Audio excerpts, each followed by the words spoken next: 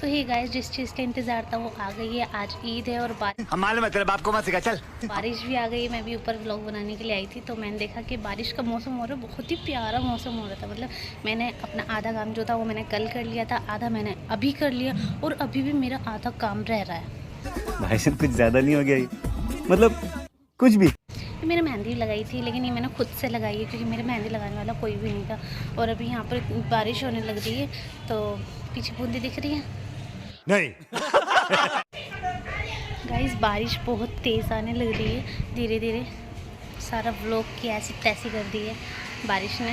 लेकिन अच्छी बात है कि बारिश अगर हो रही है तो फिर ठीक से हो। तुमको पागल कुत्ते का गाड़ी उठा के ले जाएगा, बता रहे हैं हम।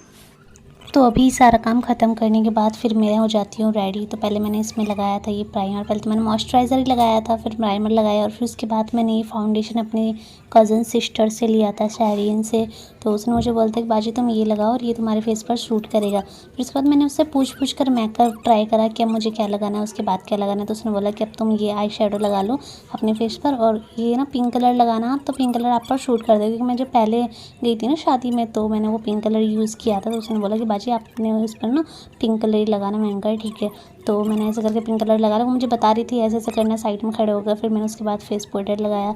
तो मेरे पास जो भी था यही था, मतलब थोड़ा ही सामान है, फाउंडेशन तो है नहीं, वो मैंने उससे लेकर लगा लिया। फिर वो ज़्यादा हो गया था, करे यहाँ पर ये भी लगाओ हाइलाइटर। मैंने कहा ये हाइलाइटर ज़रूरी करी, हाँ ये इससे तो ग्लोस आता है, लेकिन ये मुझे ठीक नहीं लगा। फिर भी मैंने लगा लिया। और फिर उसके बाद ये बारी थी लाइनर की, जो कि मुझे आता नहीं है लगाना ठीक से। वो मुझसे ना ऐसे साइड में वो निकलती है ना नोक्सी, मुझसे वो नहीं आता इस पे लगाना। फिर भी मैंने जैसे तैसे उसको कर लगा रही है। छोटी सी बिल्कुल हल्की सी मैंने उसको नोक निकाली थी, इस साइड भी और इस साइड भी। तो मेरा लाइनर भी कंप्लीट हो गया था।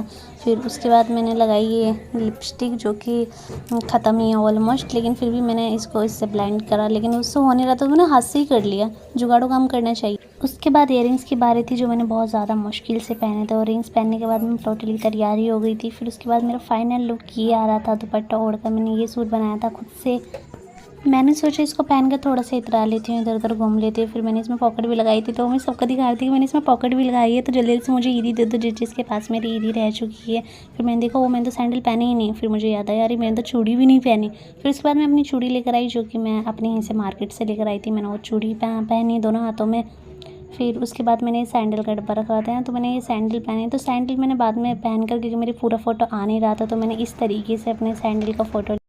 तो मैंने अपनी पैंट में जेब लगाई थी तो उसका कुछ फ़ायदा होना चाहिए। मैं चली जाती अपने पापा के पास ईदी लेने के लिए। महंगा मुझे ईदी चाहिए। तो यहाँ पर थोड़ी सी बहस हो जाती है ईदी को लेकर। वो मुझको सिर्फ 10 रुपये देने की बात कर रहे थे, लेकिन देखो फिर यहाँ पर मुझे कितना मिला।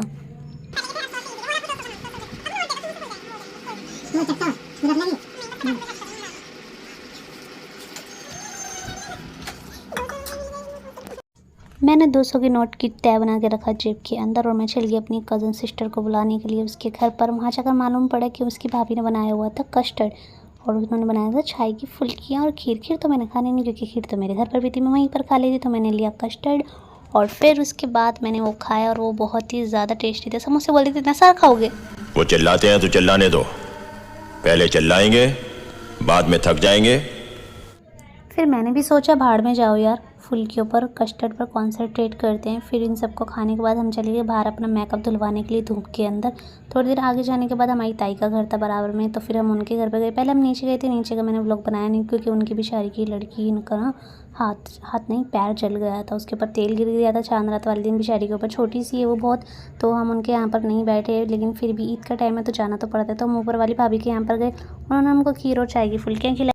इन मैडम ने अपनी औकात के हिसाब से सीट ली। फिर उसके बाद हम लास्ट घर यहाँ पर गए थे, लेकिन हमने और बीच के व्लॉग नहीं शूट करें क्योंकि वहाँ पर अलाउड नहीं था व्लॉग शूट। जो घूमने फिरने के बाद अब आकर दोबारा से अपने घर में बैठ गए हैं। दोपहरी हो रही है, कहीं जाने का मन भी नहीं कर रहा। इतनी ज़्यादा धूप पड़ रही है, बहुत ज़्यादा धूप पड़ रही है बाहर। सुबह तो बारिश का मौसम हो रहा था, बारिश आई भी थी।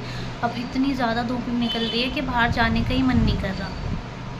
ये इयरिंग्स पहन कर मेरे कान बहुत ज़्यादा दुख गए थे तो मैं इनको उतार रही थी और इतना ज़्यादा दर्द हो रहा था पिछले वाले कान में, उसको मैंने पहले ही उतार लिया था वरना आपको मेरे दर्द का अनुभव हो जाता। मैं अपने घरों में जाकर ही बहुत ज़्यादा थक गई थी। मैंने अपने सब चीज़ें उतार ली थी, सिर्फ एक मेकअप और ये कपड़े छोड़कर। तब मैं सोने के लिए जा रही थी। ईद का शोर था, लो हो गई ईद, अब बैठो आराम से। फिर से वही रूटीन स्टार्ट हो जाएगा जो रमजानों से पहले था। झाड़ू पोछा बर्तन, उठो फिर काम करो, फिर काम करो, फिर काम करो, काम ही करते रहो। ये भगवान क्या जुल्म है। भाई मैं नहीं उठने वाली,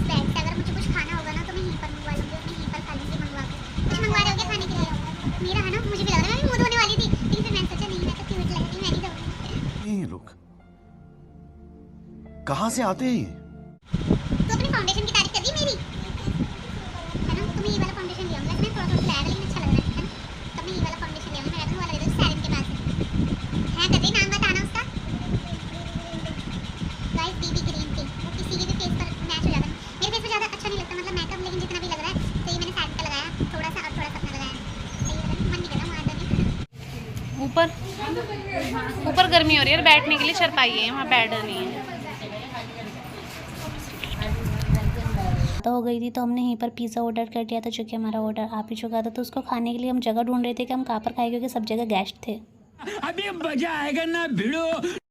मेरा जो पिज़्ज़ा था वो कैप्सिकम का था, मैंने और मेरी सिस्टर ने कैप्सिकम मंगवाया था, बाकी सब ने अनियन मंगवाया था। तो यार वीडियो पसंद आया तो वीडियो को लाइक करें और हमारे चैनल को सब्सक्राइब करना ना भूलें। और आप सभी को ईद मुबारक तहे दिल से।